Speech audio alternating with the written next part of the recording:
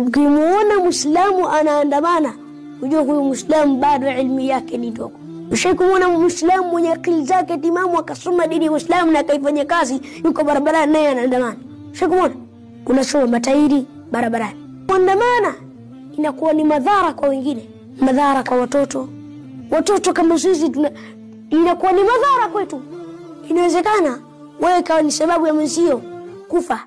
Mmeandamana, mmeondoka, maskari wamebaki pale katika pahala ambapo mliokuwa mnaandamana.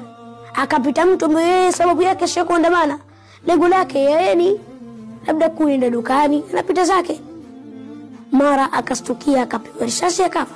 Ikawa ni madhara kwa mtoto alobaki. Kama leo kuna mhadhiri mmoja anajulikana sana, Sheikh Sharif Majini, anajulikana sana. Anasikia alipigwa risasi, alikuwa anapita, lengo lake sio kuandamana, Sheikh alikuwa anapita tu, kastukia akapiga risasi. Unaona ni madhara haya. Badala ya kupata madhara nyinyi, wanapata madhara wale ambao hawapo katika kuandamana, hawana lengo hilo la kuandamana.